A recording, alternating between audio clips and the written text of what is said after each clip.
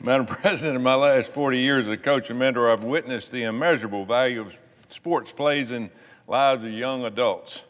These lessons learned on the field contribute to athlete success off the field.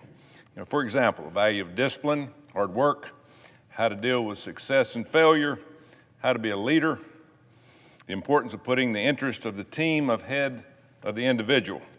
But many of these lessons are only realized when there is a fair and level playing field.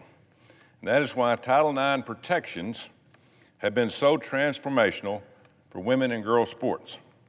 I began my career as a high school coach, coaching boys basketball, football, as well as girls basketball. This was just a few years after Congress expanded Title IX, ushering in a new era of opportunities for women and girls in sports.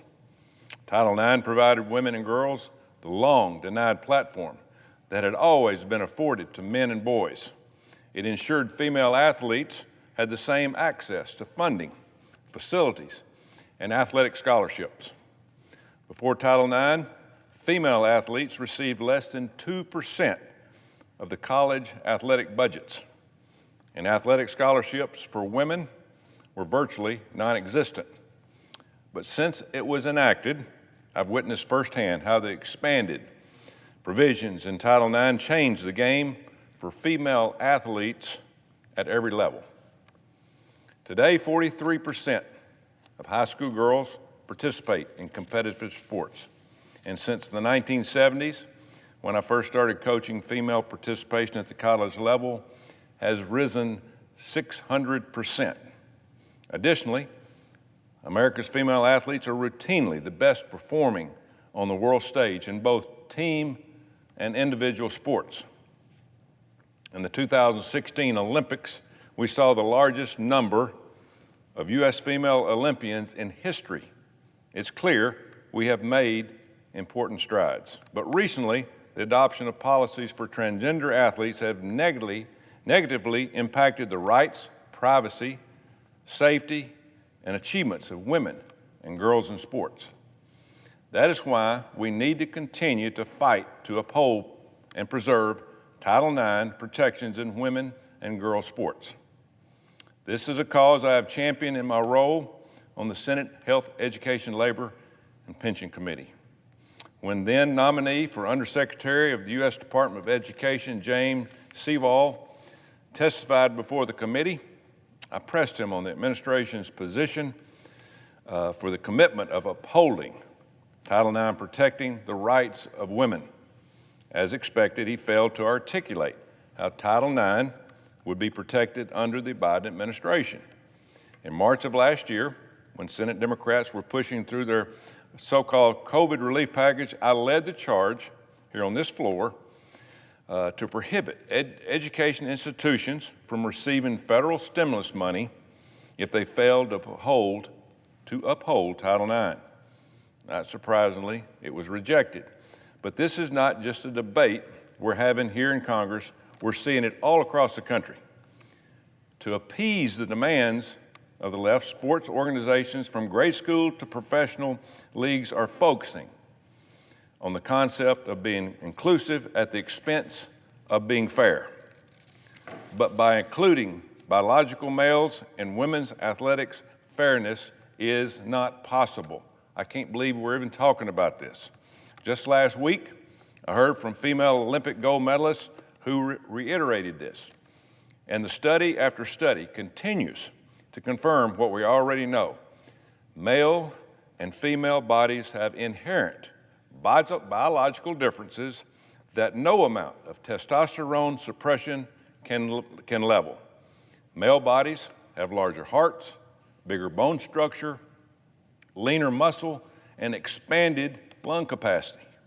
One study concludes that, quote, on average, males have 40 to 50% greater upper limb strength, 20 to 40% lower limb strength, and an average of 12 pounds more skeletal muscle than aged matched females at any given weight. The latest study published in Clinical Researches in Europe finds that, quote, current evidence shows the biological advantage and only minimal reduced when testosterone is suppressed as per current sporting guidelines for transgender athletes. You can't make a level playing field. It is unquestionably the truth that biological males have a physiologically advantage over females. Sports associations across the world are starting finally to pay attention. In 2019, USA Powerlifting sports of female powerlifting prohibited transgender participation. In 2020, World Rugby became the first international sport to ban transgender women.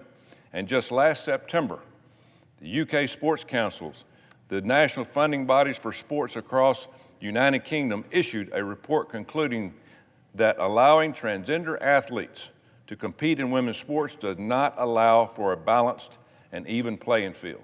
Forbidden. These organizations are doing the research and making recommendations in the best interest of their athletes while also maintaining fairness in sports. But then there's the NCAA, or better known as the National Collegiate Athletic Association.